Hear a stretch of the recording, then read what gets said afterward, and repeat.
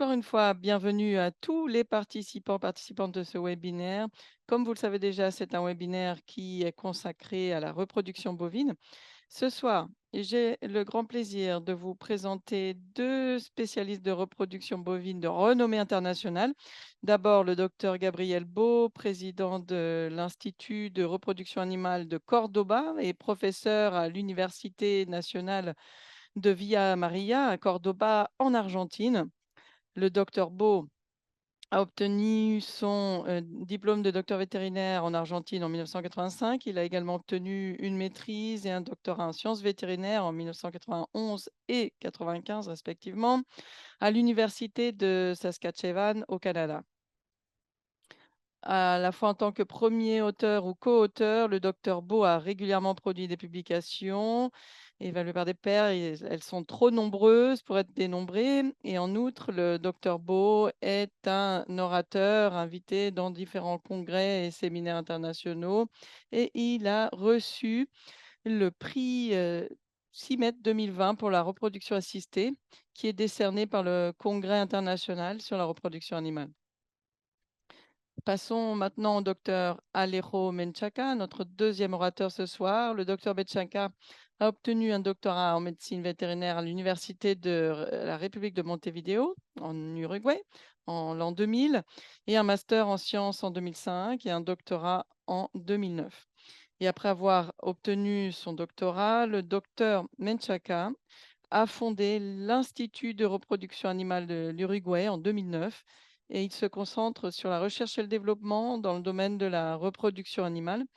Et il explore par exemple la production d'embryons in vitro, la transgénèse et l'édition de génomes. En 2019, le docteur Menchaca a reçu le prix du début de carrière de l'International Embryotechnology Society.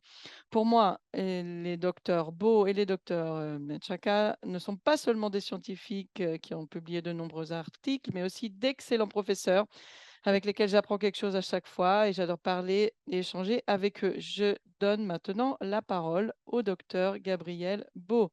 Merci Paul, merci de cette introduction et j'aimerais remercier tout le monde de participer à ce webinaire. Maintenant, je vais partager ma présentation également. Vous pouvez la voir maintenant. Oui, c'est le cas. Je pense que tout va bien. Oui, c'est bon. Et donc maintenant, je vais commencer avec le sujet que Paul m'a demandé d'aborder, qui est la mise à jour donc de l'insémination artificielle programmée chez les bovins laitiers. En introduction, nous savons tous qu'il y a beaucoup de facteurs qui affectent l'efficacité de la reproduction et ils sont tous liés à la fertilité, mais il y a de nombreux facteurs dont on ne va pas parler dans cette présentation, qui sont quand même liés à la fertilité. L'objectif aujourd'hui, c'est de parler surtout comment avoir une meilleure reproduction. En, en tant qu'introduction, je vais vous dire que la production laitière est très efficiente dans de nombreuses régions du monde. Et d'abord, qu'est-ce qu'ils font, les producteurs? D'abord, ils inséminent toutes les vaches au bout de 21 jours après la période volontaire d'attente. Ensuite, ce qui est très important, ils identifient les vaches vides, non gestantes, par échographie. Maintenant, on peut le faire. Et ils réinséminent toutes les vaches aussitôt que possible. Et l'autre chose importante aussi, sur laquelle tout le monde est d'accord, c'est que le meilleur moyen de mesurer la reproduction, c'est d'utiliser le taux de gestation tous les 21 jours. Et donc, ce taux de gestation 21 jours, c'est le pourcentage de vaches éligibles qui deviennent gestantes sur une période de 21 jours. Et c'est un résultat, un taux qui a changé au fil des ans et que l'on peut suivre. Donc, pourquoi on utilise toujours ce taux? Et on peut l'évaluer tous les 21 jours. Lorsqu'on a commencé à le faire, l'objectif en 1995, c'était d'avoir au moins 15% des vaches gestantes tous les 21 jours. Ensuite, les choses se sont améliorées. En l'an 2000, cet objectif est passé à 18% et en 2005 à 20%. en 2010 à 22 et enfin maintenant en 2020, à partir de 2020, l'objectif, c'est d'être au-delà de 25 et beaucoup d'exploitations, d'ailleurs, aujourd'hui, sont bien au-delà des 25. La raison, quelle en est-elle? Eh bien, c'est parce que l'on comprend mieux la physiologie des bovins et nous avons aussi des protocoles pour obtenir un haut taux de gestation. Les premiers protocoles en 1995 ciblaient surtout le taux de soumission de saillie pour éviter le problème de détection. Et maintenant, nous avons des programmes pas seulement pour la détection des chaleurs, mais aussi des programmes qui augmentent la fertilité. Donc, si on revient, pourquoi on a besoin d'avoir tous ces protocoles? Eh bien, tout est lié à la rentabilité. Et pour obtenir cette rentabilité, la production laitière doit être supérieure au coût alimentaire. Sur ce graphe que vous avez vu pour la plupart, vous avez les jours de traite, les coûts alimentaires et la production laitière.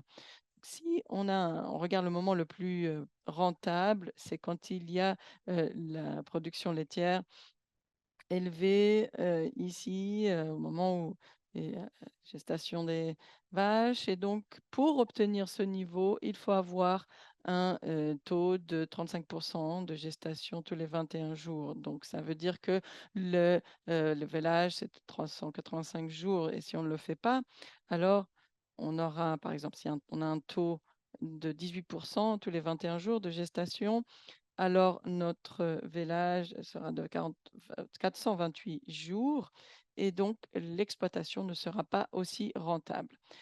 Pour avancer, nous avons beaucoup de dispositifs disponibles aujourd'hui, par exemple les systèmes de suivi automatisés où on peut détecter les chaleurs des vaches, mais on peut aussi regarder leurs conditions sanitaires en général. Dans le graphique à droite, vous voyez qu'il y a beaucoup de publications sur l'utilisation de ces techniques.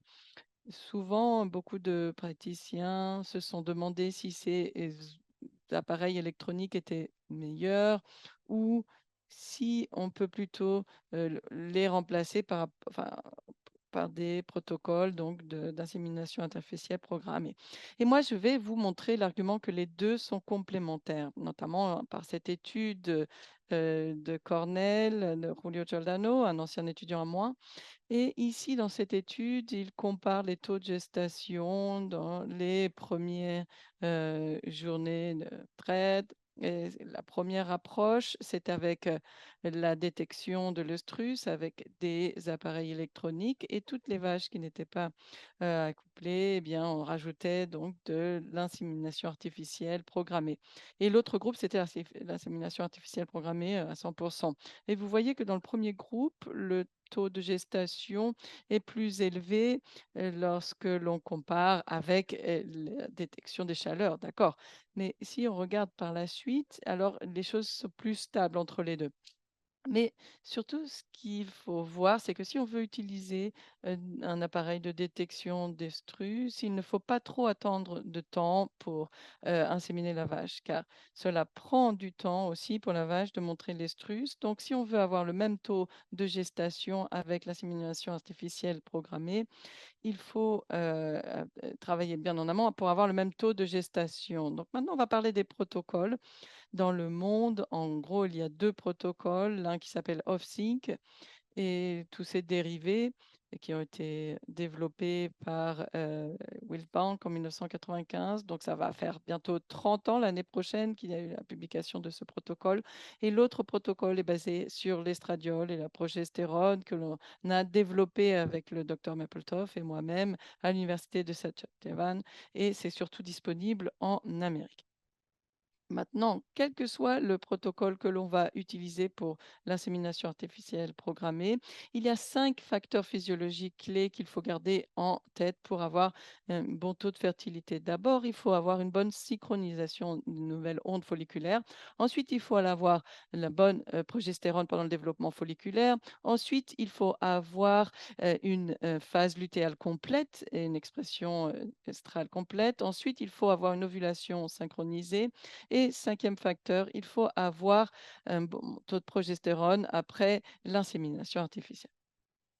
Comment on va donc atteindre ces 5 facteurs physiologiques clés? Eh bien, tout d'abord, on va utiliser soit GnRH ou soit un protocole, estradiol-progestérone. Ensuite, deuxième facteur sur le développement folliculaire, donc s'il y a, progestérone bien, mais sinon il faut, rajouter donc ce dispositif de libération de la progestérone. Si on a beaucoup de progestérone, on n'aura pas, trop de double ovulation. Ensuite, on a besoin d'injections, prostaglandines, 1 ou 2 pour avoir une fertilisation et un bon environnement, car, les vaches vont montrer des chaleurs, de l'œstrus et c'est bon. Et ensuite, on va, utiliser, de la GnRH ou de l'estradiol pour synchroniser l'ovulation et si on fait tout cela, eh bien, nous allons pouvoir atteindre un taux de conception très élevé, donc ou un taux de gestation, par rapport à l'insémination, comme on l'appelle maintenant. Autre chose qu'il faut prendre en compte, hem, quand on a le développement d'un nouveau corps jaune, eh bien, nous, aurons, pris en compte d'autres thèmes importants pour avoir un beau taux de gestation, c'est-à-dire un taux de perte de gestation très bas. Donc je vais parler de différents protocoles, le protocole estradiol entre autres, mais surtout parce que je voudrais, parler de différentes préoccupations qu'on peut avoir en utilisant ces protocoles. Voici une expérimentation qu'on a menée à bien en Argentine. Normalement, on utilise un protocole estradiol, mais quand on a des vaches, à haute production, il faut aussi améliorer, la synchronisation. Donc dans cette expérimentation, on a, combiné l'estradiol avec une double dose de GnRH. Mais aussi, autre chose que l'on a fait, c'est qu'on a augmenté, les injections de prostaglandine pour avoir une bonne phase lutéale. Si vous vous souvenez, ce sont les points 1 et 3 dans les facteurs clés physiologiques. Si on regarde maintenant ces niveaux de progestérone, on peut voir ici que quand on donne les 2 injections de prostaglandine, les vaches qui les ont reçues ont une phase lutéale plus rapide et d'ailleurs moins de progestérone au moment de l'insémination. Et si on regarde l'expression de l'estrus, eh bien, les vaches qui ont reçu ces 2 injections de prostaglandine ont un taux, de chaleur plus élevé et un taux de progestérone moins élevé et on l'a fait et on a comparé les taux de gestation dans ces protocoles et on voit les 4 groupes que l'on a dans cette étude ici et ce qui est important à voir, c'est que lorsqu'on utilise un protocole GnRH comme ici, eh bien, il faut avoir une régression lutéale complète pour avoir un taux de conception très élevé dans les vaches, à haute production laitière. Ça, c'est un des premiers messages que je voulais faire passer dans cette présentation. Autre chose maintenant, c'est que beaucoup d'entre vous ne peuvent pas utiliser les protocoles estradiol, donc vous devez utiliser d'autres protocoles et l'autre seul protocole que l'on a disponible aujourd'hui, on aura sûrement d'autres protocoles à l'avenir, mais pour l'instant, c'est en utilisant le GnRH. Donc, il faut utiliser le protocole OffZync et ce protocole qui a été développé par Wildbank donc il y a une GnRH, le jour 0, prostaglandine, jour 7, GnRH, 46 heures plus tard et ensuite, on a la, sémination, jour 10 et donc ça, c'était le meilleur protocole qu'ils avaient en 1995, mais il a été amélioré par de nombreuses personnes qui ont cherché à augmenter les fertilités. Donc le désavantage de ces protocoles, c'est qu'on a besoin d'avoir d'une, synchronisation d'ondes folliculaires et pour ce faire, nous avons besoin d'induire, l'ovulation et l'ovulation après le premier GnRH apparaît seulement dans 30 ou 60 des cas. Donc pour améliorer ce taux, il y a eu de nombreuses expériences qui ont été menées. D'abord, on a cherché à regarder quel est le meilleur jour de cycle œstral pour pouvoir induire l'ovulation et ils ont trouvé que le meilleur moment, c'est, entre le 5e et le 9e jour d'ovulation. Donc maintenant, on sait quand est-ce dans le cycle, les vaches ont une bonne réponse à la GnRH et donc les follicules seront plus gros que 10 millimètres de diamètre. Donc, l'objectif de ce protocole of zinc, c'est d'augmenter le taux d'ovulation au premier service de GnRH. Donc, d'abord, on pré-synchronise avec la prostaglandine, ce qu'on appelle le protocole pré-sync of zinc. Et ensuite, il faut pré-synchroniser avec la GnRH, comme le double of sync. Et il y a un autre protocole aussi qui a été développé au Michigan qui s'appelle le G6G. Et vous l'expliquerai un peu plus tard. Et sinon, autre protocole que nous utilisons en Amérique du Sud, c'est la pré-synchronisation avec des appareils de libération de la progestérone. Et on va en parler un peu plus tard. Maintenant, le protocole G6G, ça veut dire que vous pouvez donner une injection de prostaglandine ensuite de la GnRH et entre première GnRH, vous avez 6 jours pour commencer l'insémination. Donc, vous avez une ovulation 6 jours plus tôt. Donc, au moment où vous injectez la GnRH, la plupart des vaches vont avoir un corps jaune et donc vont répondre avec une bonne ovulation. Aussi, quand on regarde la synchronisation et les taux de gestation par rapport à l'insémination artificielle, eh bien, le protocole G6G a donné lieu à un taux de gestation plus élevé par rapport aux autres protocoles. Donc, c'est une des approches que vous pouvez utiliser pour améliorer les taux de gestation dans vos vaches à haute production laitière. Autre protocole qui est surtout utilisé dans différentes parties du monde, c'est le double of zinc. Et en fait, il est similaire au G6G que j'ai expliqué auparavant, sauf que c'est un protocole off-sync complet l'un après l'autre. Donc, on commence avec le protocole GnRH, donc première injection GnRH, ensuite prostaglandine 7 jours plus tard, et ensuite 72 heures plus tard, deuxième injection GnRH, et on essaye que toutes les vaches ovulent, et 7 jours plus tard, elles vont avoir un corps jaune et ensuite on aura cette ovulation et nous aurons des niveaux de progestérone très élevés pendant la synchronisation. Vous pouvez le voir ici, lorsque ces protocoles sont appliqués, notamment pour les vaches primipares, les taux de gestation étaient bien plus élevés par rapport au pre-sync off-sync. Et il y avait une tendance à augmenter aussi le taux de gestation pour les multipares. Donc, c'est un protocole qui est surtout utilisé en Amérique du Nord. Le seul problème que je vois en Amérique du Sud avec ce protocole, c'est que cela prend 62 jours pour tout le protocole. Parfois, la conformité, c'est quelque chose de problématique et il ne faut pas que les personnes oublient de mettre donc, toutes ces injections pour avoir une bonne fertilité. Et dans cette expérimentation-ci que nous avons présentée avec Stefano Allodi, Corinne Morciani et Paul Renaud, et dans un congrès de biatrie mondiale, eh bien, nous avons compilé tout ce travail. En fait, nous avons comparé le protocole double sync en utilisant deux GnRH et une injection de prostaglandine qu'on appelle bioestrovette et qui est produite par Vetoquinol. Et dans cette expérimentation, les vaches étaient des vaches laitières à haut rendement, 40, pardon, 30 à 60 litres par jour. Et comme vous pouvez le voir ici, on a pu atteindre avec les deux GnRH un taux d'ovulation élevé et on a pu donc obtenir un taux de conception très élevé également. Dans les deux cas, les taux de conception étaient d'environ 50%. Et si vous vous souvenez, en 1995, lorsqu'il y avait le premier protocole of sync qui a été développé, on n'avait jamais vu ça. Donc là, on a pu augmenter la fertilité dans ces vaches à haut rendement.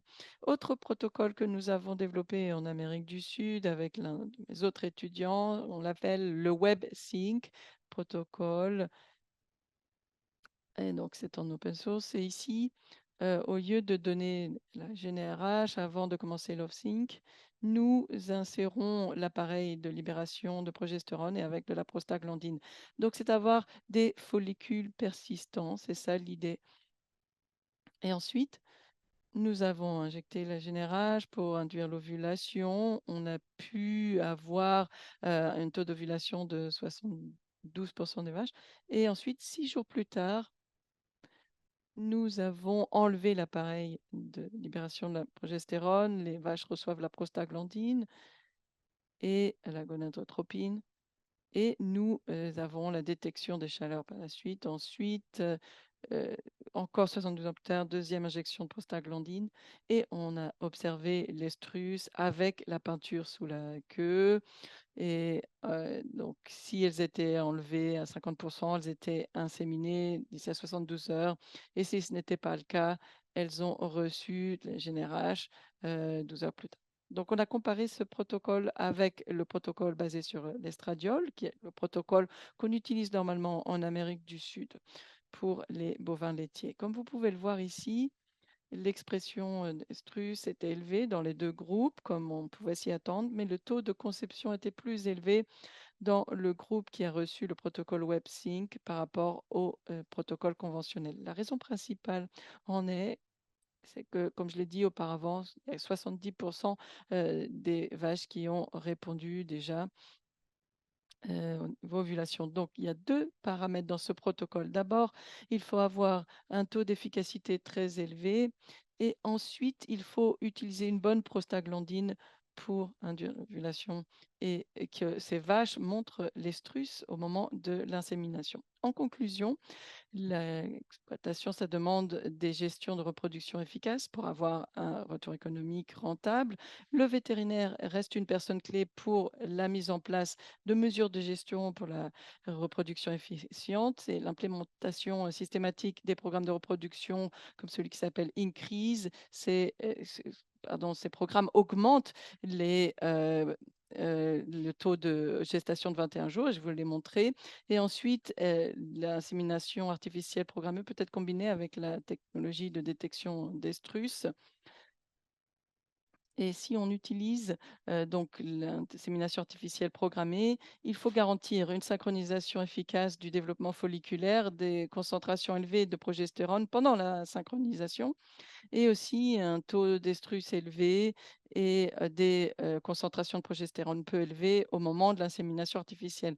Et enfin, comme je l'ai dit au départ, il y a plein d'autres facteurs qui n'ont pas été évoqués dans ce webinaire qui affectent de manière significative la performance de reproduction chez les bovins laitiers, comme la nutrition, la santé et beaucoup d'autres facteurs qu'on n'a pas le temps d'évoquer maintenant. Sur ce, j'aimerais remercier Vetoquinol et notamment Paul pour son invitation.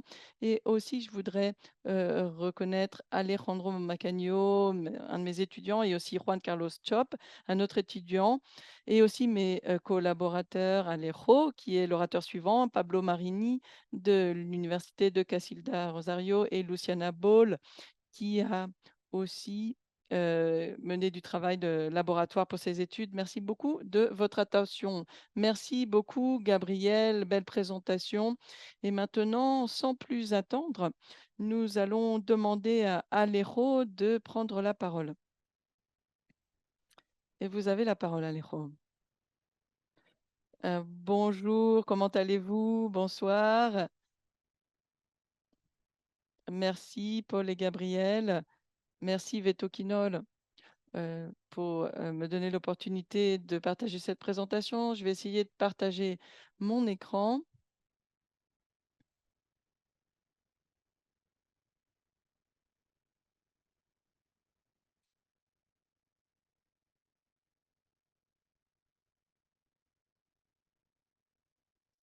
Paul, est-ce que vous voyez bien l'écran? Oui, c'est bon. Très bien. En plein écran, tout va bien. À vous la parole.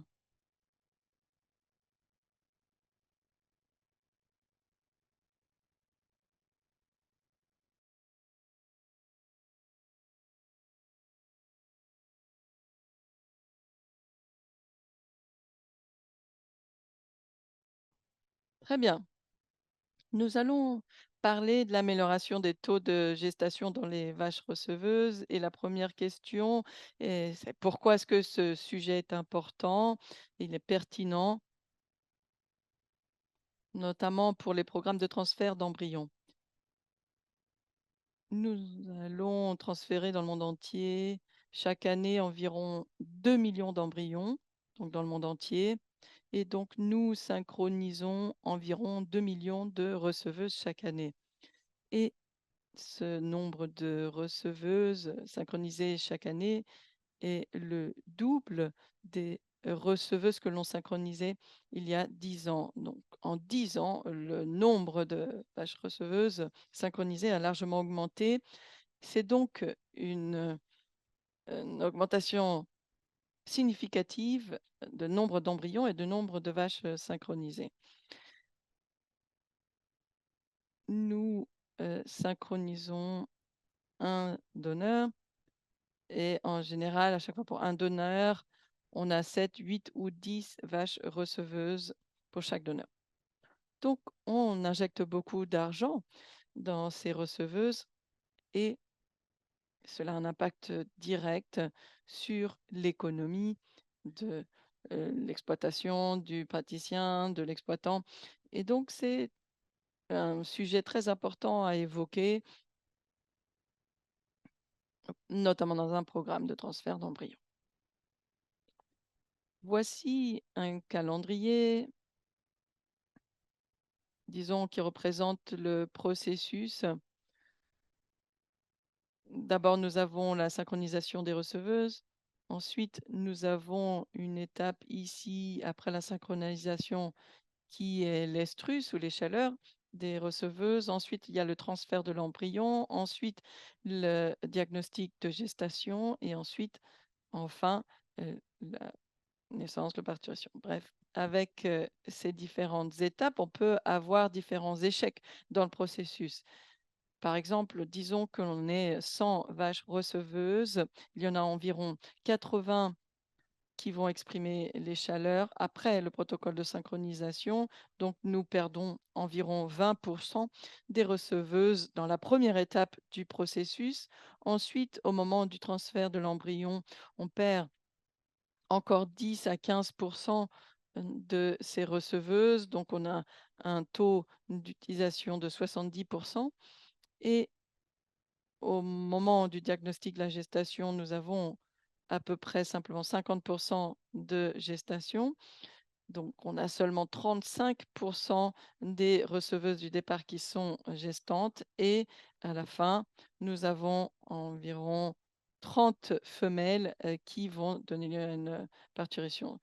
Donc, on perd encore 10 à 20%. Donc, 30%, et ça veut dire que le taux d'échec est de 70% environ. De la perspective des transferts d'embryons, on a transféré ici 70 embryons. Nous avons 50% des vaches qui sont gestantes et nous avons seulement 30 vélages, 30 veaux. Et dans ce cas, le taux d'échec de reproduction de 60% avec les embryons. Donc, c'est un processus qui, en général, représente une efficacité très basse. Sur la base de 100 animaux, nous en avons seulement 30 petits. Donc, cela doit être augmenté, cette efficacité sur les vaches receveuses. Il faut augmenter cette technologie, l'efficacité de cette technologie. Je vais donc maintenant passer en revue chaque étape du processus et voir comment on peut augmenter leur efficacité. D'abord, nous allons parler de la synchronisation des receveuses. De quoi avons-nous besoin pour une bonne synchronisation des transferts d'embryons? Il faut synchroniser les chaleurs des receveuses et ces protocoles doivent être efficaces pour à la fois synchroniser les vaches et les génisses, avoir aussi un taux d'utilisation élevé. Le taux d'utilisation, c'est le nombre d'embryons transférés par rapport au nombre de receveuses synchronisées. Ce protocole doit aussi être simple, facile à mettre en œuvre dans le terrain et qu'il y ait peu de manipulation des animaux. Il faut aussi éviter la détection de l'estrus car c'est un, problème aussi dans les programmes de transfert d'embryons et aussi il faut avoir de bons taux de conception, c'est-à-dire de, gestantes, le nombre de gestantes parmi les receveuses par rapport aux, embryons transférés et donc les taux de gestation, ce sont le nombre de gestantes parmi tous les animaux synchronisés. Voilà, ce que cela veut dire, la synchronisation et l'histoire de ces différents protocoles, la voici. Il y a, 40 ans, les premiers systèmes pour synchroniser les chaleurs, c'était l'utilisation de la prostaglandine avec la détection des chaleurs. Ensuite, à peu près ces 20 dernières années, il y a eu les protocoles de transfert d'embryons à temps fixe qui ont été développés, le protocole of Sync que Gabriel a déjà évoqué pour l'insémination artificielle, a aussi été utilisé pour le protocole de transfert d'embryons à temps fixe et aussi un autre protocole d'estradiol et progestérone pour les transferts d'embryons à temps fixe qui a été développé.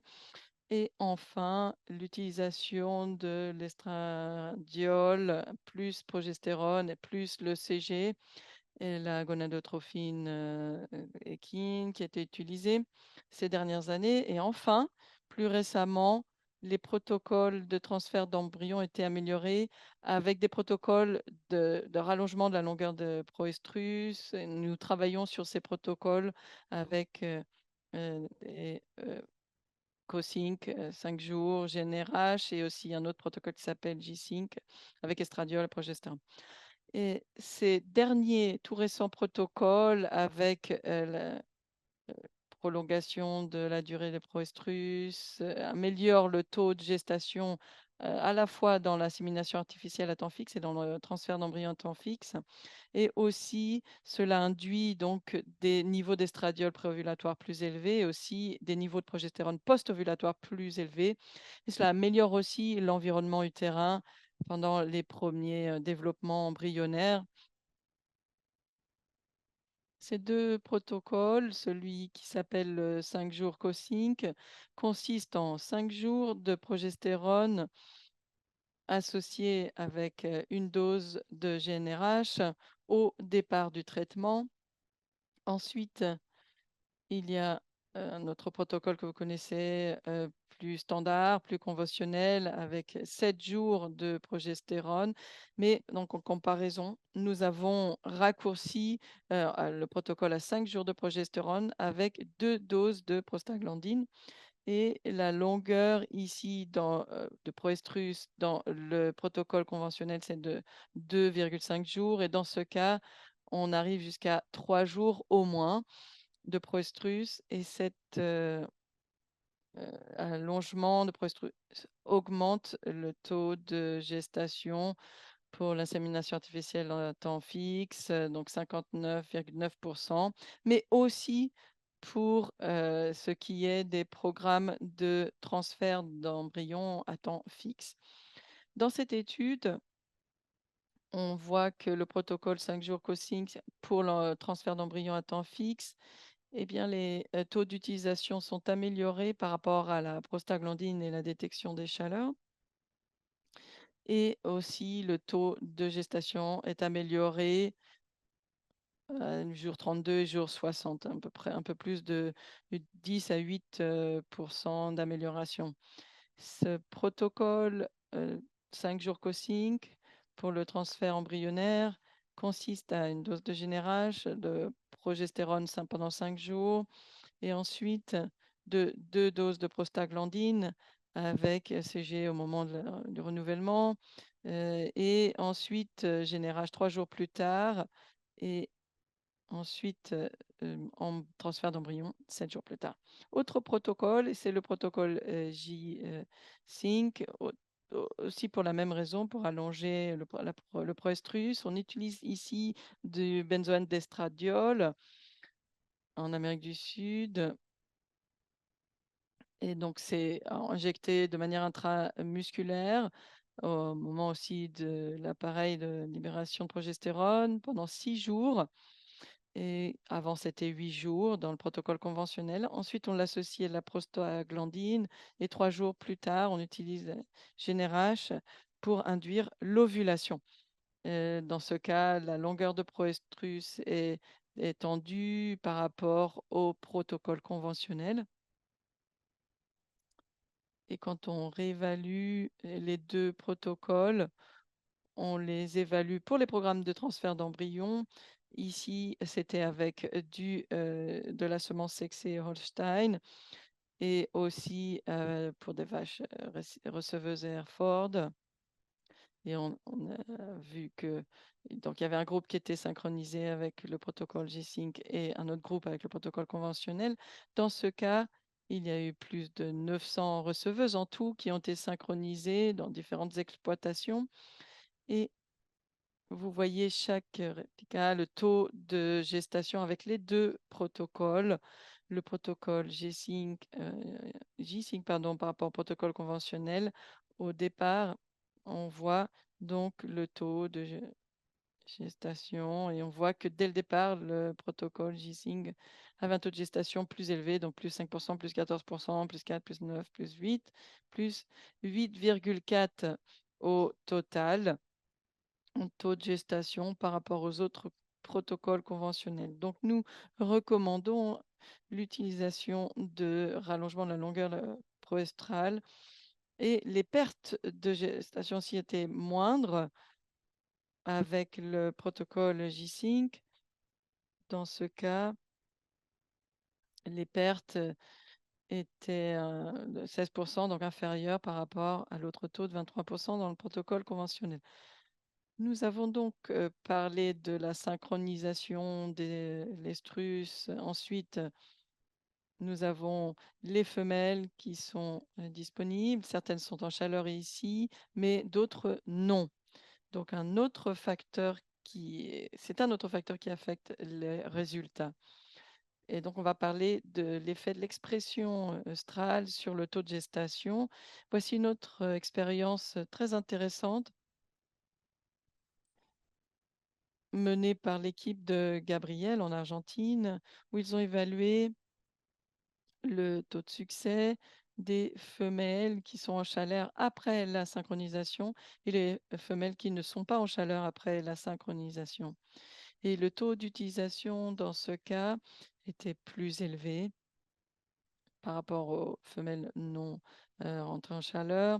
Et le taux de conception, c'est-à-dire le nombre de receveuses par transfert, eh bien, était plus élevé pour les femelles en chaleur par rapport à celles qui ne l'étaient pas. C'est donc un effet très intéressant de l'expression œstrale sur le taux de conception et de gestation chez les receveuses. L'expression œstrale est donc très importante pour les receveuses.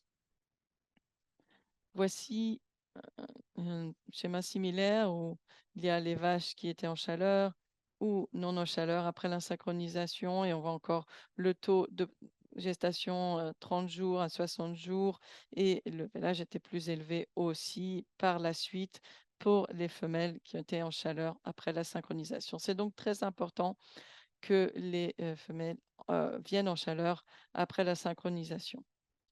Il y a un autre facteur qui affecte le taux de gestation, c'est la note d'état corporel. Bien sûr, c'est très important pour les receveuses. Dans ce cas, on voit que le taux d'utilisation en noir est plus élevé lorsque les animaux sont entre 2,5 à 4 dans cette note d'état corporel sur une échelle de 1 à 5 et le taux de gestation est aussi plus élevé lorsque les animaux ont un bon score de cette note d'état corporel. Bien sûr, si ce n'est pas le cas pour les animaux qui n'ont pas une bonne note, ils ne sont pas appropriés pour le transfert d'embryon. Autre facteur important, c'est la taille du corps jaune. Bien sûr, le corps jaune est aussi important car le taux de progestérone l'est également pour maintenir la gestation dans le temps. Donc, dans ce cas ici, on voit les diamètres de corps jaune qui sont en dessous de 18 millimètres.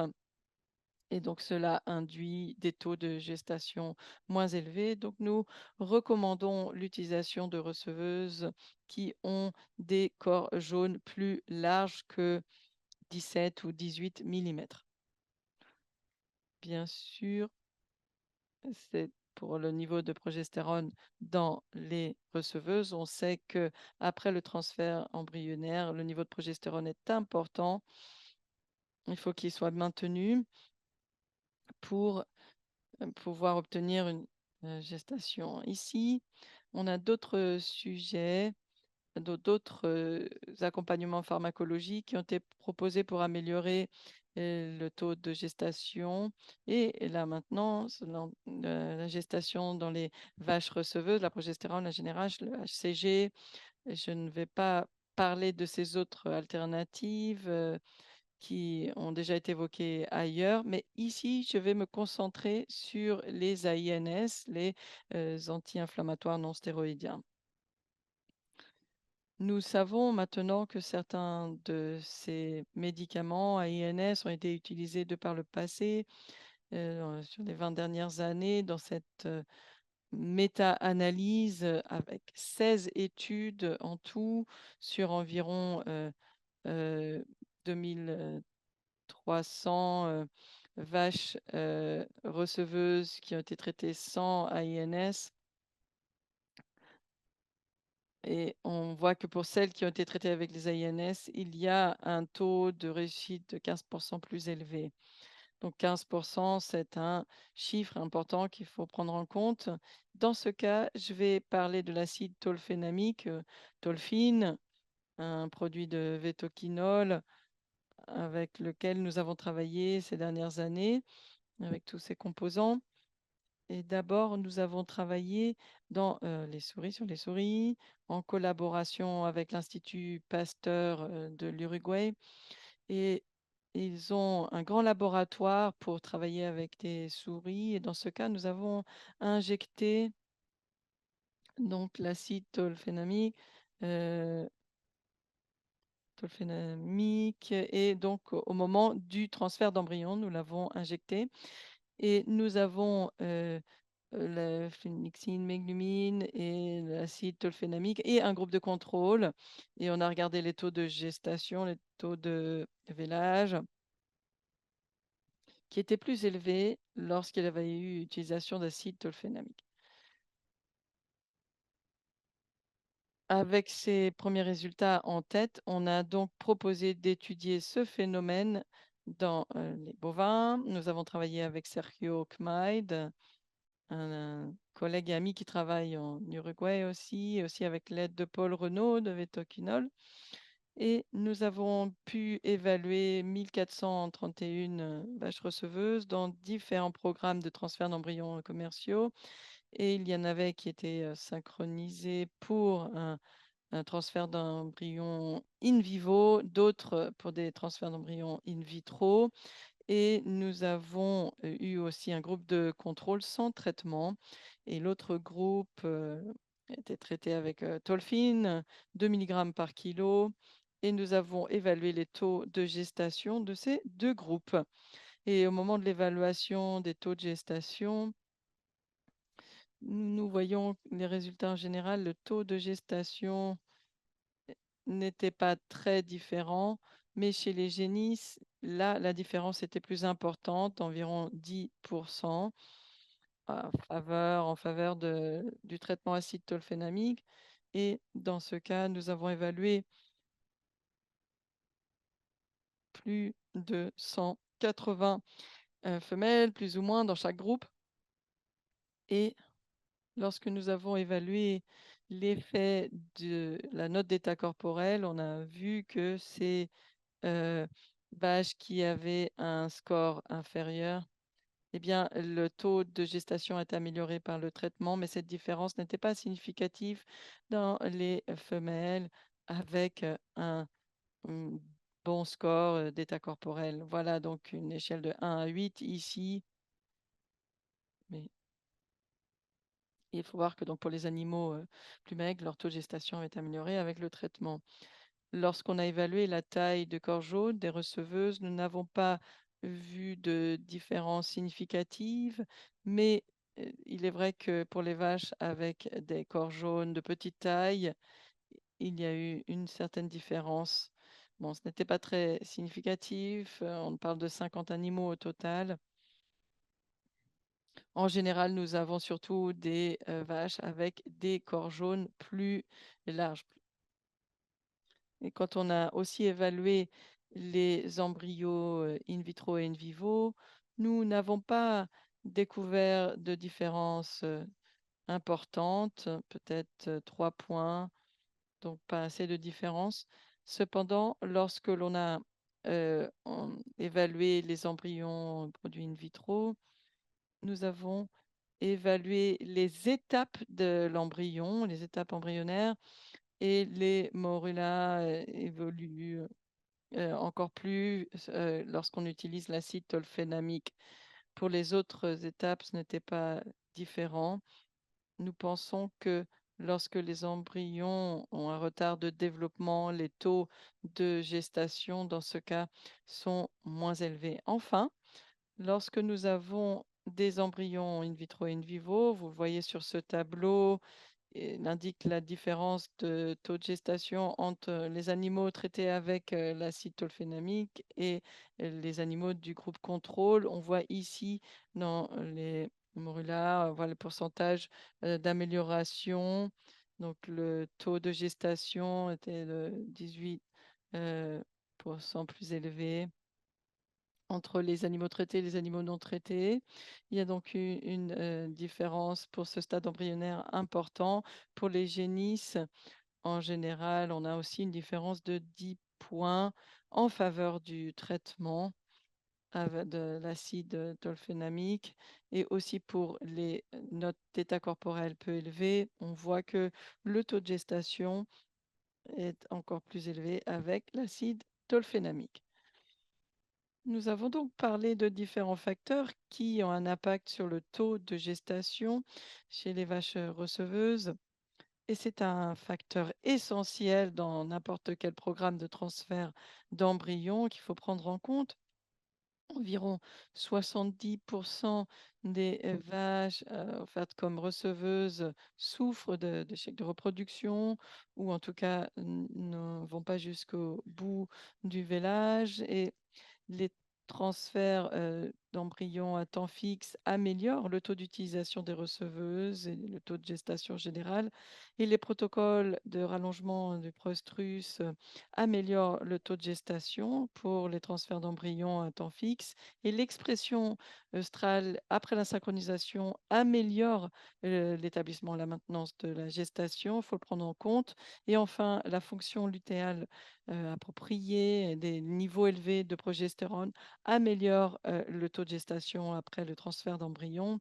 Et enfin, les traitements, donc AINS, améliorent le taux de gestation et aussi parfois les traitements d'acide tolphénamique, notamment pour certaines conditions. Par exemple, si on a des développements embryonnaires retardés ou si on a des génisses receveuses où on a plus de problèmes de transfert par rapport aux vaches multipares ou pour les animaux avec un score d'état corporel bas. Nous avons donc parlé de contrôle pharmacologique des vaches. Nous avons parlé très brièvement de la nutrition, en tout cas la note d'état corporel. C'est très important, la nutrition. Bien sûr, la santé animale également est un facteur essentiel. La qualité embryonnaire et la technique de transfert d'embryons sont aussi à prendre en compte. Et bien sûr aussi le confort, le bien-être de l'animal sont tous les facteurs à prendre en compte. Voilà, en résumé, les paramètres à prendre en compte pour le transfert embryonnaire. Merci beaucoup à nouveau et encore une fois, nous sommes disponibles pour vos questions. Merci beaucoup Alejo, merci à Gabriel également une nouvelle fois. Il y a quelques questions qui sont arrivées. Je suis un peu lent pour les traduire, mais je crois que j'ai compris. Alors vous pouvez arrêter Alejo de partager votre écran si vous voulez bien. Et donc la question La première question qui apparaît, c'est pour le professeur Beau.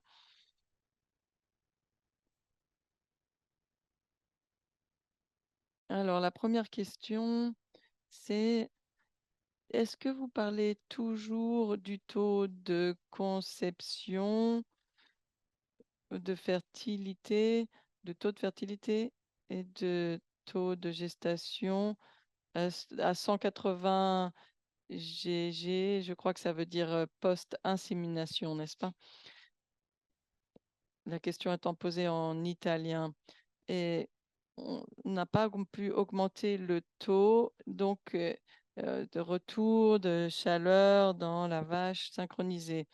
Alors voilà, je ne sais pas si ça a à voir avec la première question, mais est-ce que vous parlez toujours de taux de conception, de fertilité ou de gestation à 180?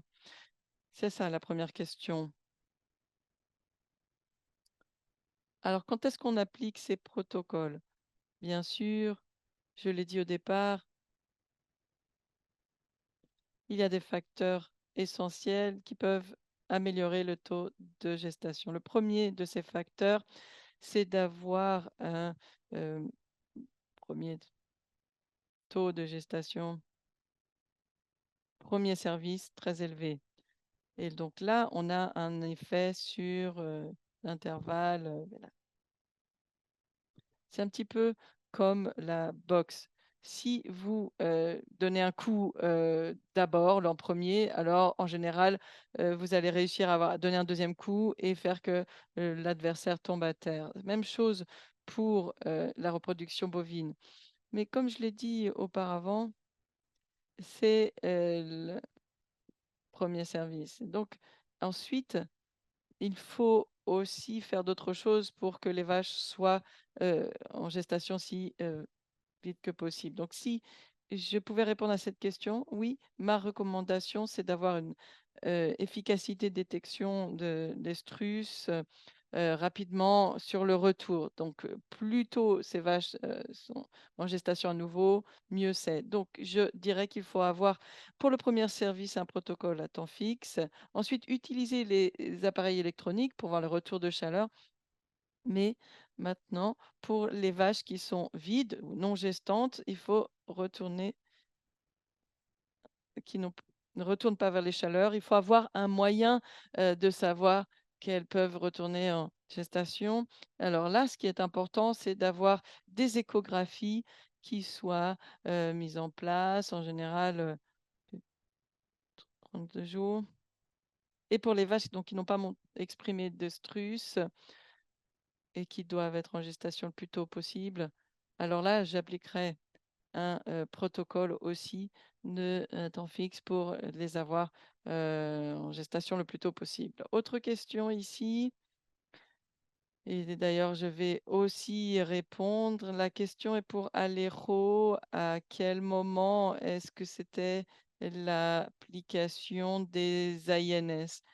Mais je dirais sur peut-être l'essai dans les souris, et aussi pour l'essai dans les, bovins, chez les bovins.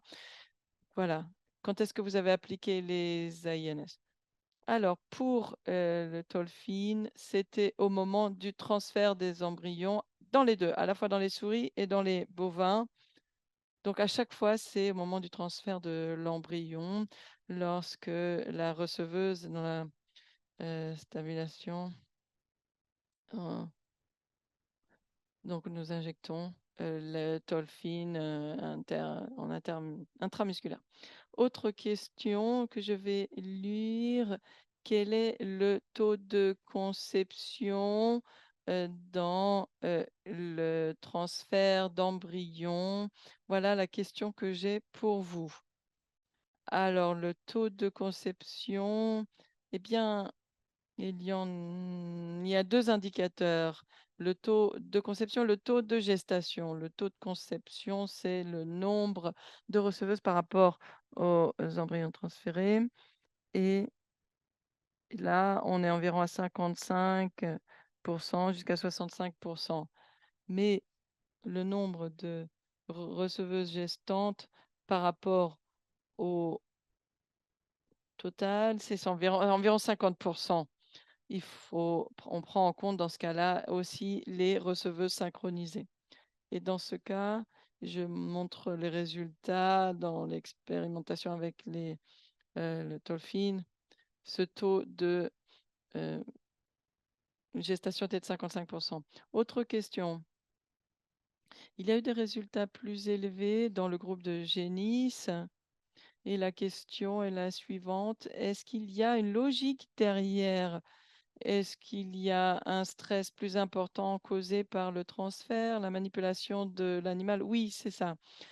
Je pense que pour les receveuses, le stress de manipulation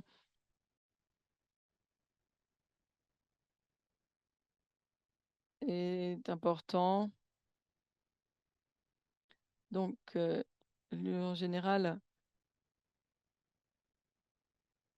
les animaux n'ont pas l'habitude des stimulations, donc c'est la première fois ou la deuxième fois qu'elles sont euh, dans les stimulations et c'est peut-être pour cela que il y a une différence chez les génisses. C'est aussi le transfert embryonnaire est plus compliqué chez les génisses. C'est un peu plus difficile qu'avec les vaches adultes ou multipares. Quelques questions aussi qui semblent similaires, encore pour vous, Aléro, sur avez-vous essayé d'autres types d'INS dans votre travail? Je vais vous laisser répondre.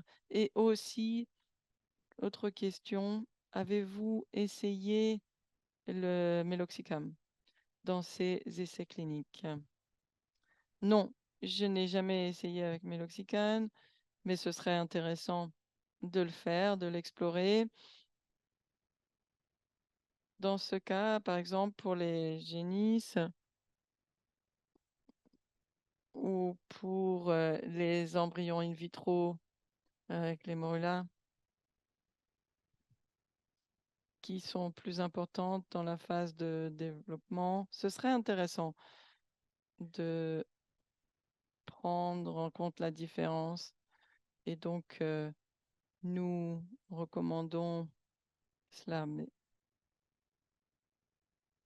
Donc, dans l'essai que vous avez exploré pour les souris en laboratoire, vous aviez deux éléments. Vous avez l'acide tolphénamique et aussi un autre, n'est-ce pas? Oui. Donc, on a un élément de comparaison, oui. Il y a une autre question ici. Oui. Attendez, je vais voir. Quelle est la différence entre, c'est pour Gabriel, entre le GnRH au jour 10 avec insémination ou au même moment que l'insémination ou au jour 9,5 avant l'insémination. J'espère que je traduis bien cela. Merci, Paul. D'abord, je voulais rajouter quelque chose sur la question précédente. Nous avons comparé quand même avec l'utilisation de Meloxicam avec l'un de nos étudiants en thèse. Il a comparé l'utilisation de Meloxicam avec d'autres INS et nous n'avons pas eu d'effet. Donc, pour une raison inconnue, n'a pas aussi autant fonctionné que l'acide tolphénamique. Maintenant, pour GnRH, en général, c'est mieux de donner la GnRH 12 heures avant insémination. Lorsqu'on injecte la GnRH, les vaches vont en général ovuler 30 heures après l'injection de la GnRH. Et donc, si on insémine avec de la semence congelée, il vaut mieux être très proche du temps d'ovulation. C'est pour cela que nous aimons l'utiliser plus tard. Mais après avoir dit ça, dans certains cas, nous avons utilisé le protocole CoSync 72, CoSync 72, au moment donc du générage, au moment de l'insémination. On utilise ce protocole lorsque les conditions d'exploitation, la gestion rend difficile de donner une injection l'après-midi. Beaucoup d'exploitations laitières essayent d'avoir leur traitement le matin et parfois c'est compliqué d'injecter la GnRH l'après-midi. Donc, dans ces cas, ce que l'on fait de préférence, c'est utiliser la peinture sur l'arrière-train ou un patch de chaleur et 72 heures, toutes les vaches qui sont déjà en chaleur, eh bien, nous les mettons de côté et sinon, si elles ne sont pas en chaleur, on injecte la GnRH. Et nous avons vu dans ce cas que cela fonctionne très bien, notamment pour les vaches qui sont venues en chaleur. Il y a des études qui montrent, dont celle de Julio Giordano à Cornell, où ils ont étendu cette période à 8 heures, 80 heures, donc. Ils utilisent des appareils de détection électronique et après la prostaglandine, les vaches sont inséminées sur la base de des chaleurs et si elles n'ont pas montré de chaleur d'ici 80 heures, donc elles ont la GnRH. Et il faut garder en tête le fait que ces protocoles sont là pour gérer, pour aider à la gestion des personnes. Donc, si c'est compliqué d'ingérer par exemple, la GnRH l'après-midi, bien, on change. Moi, je ne le ferai pas à 48 heures. Moi, j'attendrai un peu plus, car on a besoin que le follicule se développe plus. Et on sait maintenant que si les vaches rentrent en chaleur, c'est bien mieux. Donc, j'attendrai dans ce cas-là 72 heures comme le fait Julio et l'a présenté donc cela dans les études de Buitry. Donc lui aussi, il attendrait jusqu'à 80 heures. Merci. J'ai une question pour vous aussi, euh, Gabriel.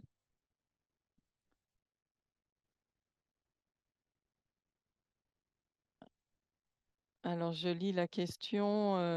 Est-ce que vous avez observé une différence entre la buserelline et la gonadoréline? Alors, très bonne question. Il y a différentes études dans le monde qui ont cherché à examiner la gonadoréline et la buserelline. Bien sûr, la gonadoréline, il y en a plusieurs, elles ne sont pas toutes identiques. Et d'ailleurs, il y a des études menées par des membres de Vetoquinol d'ailleurs, qui ont comparé à la buserelline, la nercéréline, etc. Mais beaucoup de ces études ont montré pardon, que,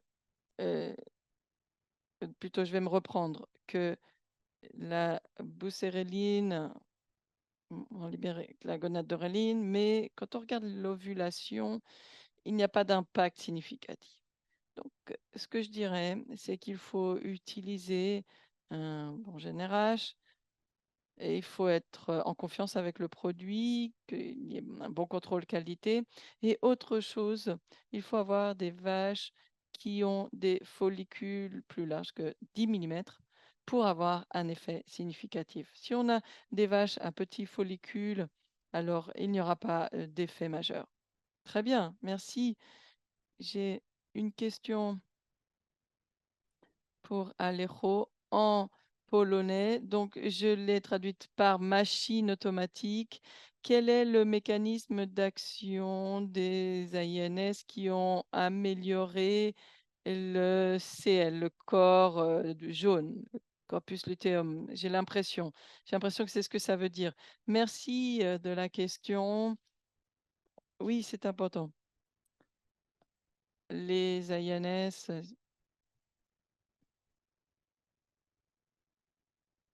sont donc anti-inflammatoires et donc la prostaglandine pour le transfert d'embryons dans la manipulation utérine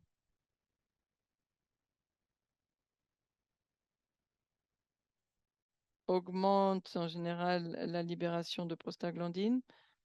Donc, l'utilisation ici de l'INS va affecter la fonction du corps jaune et le taux de gestation inférieur. Donc, tout médicament inflammatoire avec un effet antiprostaglandine peut augmenter le taux de perte. Et le dosage pour ces essais à l'héro d'acide tolfénamique, qu'est-ce que c'était, s'il vous plaît? Dans ce cas, c'était 2 milligrammes par kilo de poids. Ça, c'était la dose. Voilà. Très bien. Merci.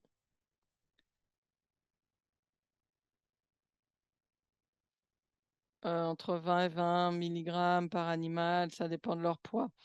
Et autre question aussi sur le méloxicam et sur les 24 heures. Je ne sais pas si j'ai bien compris la question, mais je pourrais y répondre pour l'acide tolfénamique. Avec l'acide tolfénamique, c'est atteint donc de 2 à 3 heures. euh, donc, je le cite de mémoire, hein, mais de 2 à 3 heures. Question pour le docteur Beau. Est-ce que Est-ce que l'accouplement dans le coin de l'utérus, où le follicule, est situé augmente l'efficacité de l'accouplement? Bonne question. Lorsqu'on a commencé à travailler avec la semence sexée, on a pensé que l'on pouvait, augmenter, le taux d'accouplement, mais il y a beaucoup d'expérimentations par la suite qui ont montré qu'il n'y avait pas de différence. En tout cas, ce que je recommande, c'est que vous soyez sûr de passer le col de l'utérus, car souvent, lorsque les personnes pensent qu'elles sont arrivées, qu'elles ont déposé la semence, en fait, le font dans le col utérin et dans ce cas, vous pouvez, si vous le placez mal, avoir vraiment un taux de gestation moins élevé. Autre chose, c'est qu'on sait que parfois, si on va dans la corne utérine, eh bien, on peut vraiment, on n'est pas assuré de bien positionner la semence. Il faut passer le col de l'utérus et ça aussi, de toute façon, la semence va quand même se propager. C'est pas besoin d'aller trop profond, car sinon on endommage l'utérus et ça c'est mauvais pour la fertilité, mais il faut quand même passer le col de l'utérus. Donc, nous manquons un petit peu de temps, mais je vais prendre une dernière question et vraiment désolé pour les personnes à qui on n'aura pas répondu, mais on pourra transcrire ces questions et revenir vers vous avec une réponse, soit par Aléro ou Gabriel ou moi-même. Donc la dernière question que nous avons, et là peut-être que je peux participer aussi à la réponse, mais je donnerai d'abord la parole à Aléro et Gabriel. Est-ce que les prostaglandines naturelles ou les prostaglandines synthétiques sont meilleures? Grande question. Alors, moi, je donnerai ma réponse, ma partie de la réponse. D'abord, on n'a pas de prostaglandines naturelles parce que même celles qu'on appelle naturelles, elles ne sont pas naturelles, elles sont aussi synthétiques. Ce que l'on appelle la prostaglandine naturelle, c'est plus proche qu'une prostaglandine naturelle, mais ce n'est pas la même chose. Et donc la différence, c'est ce que l'on avec une prostaglandine naturelle, vous avez besoin d'une dose plus élevée. On va donner les noms si vous comparez dinoprostanol, eh bien, c'est un peu comme comparer, peut-être que je parlais de football en Espagne, par exemple, si vous êtes Barcelone ou pour le Real Madrid.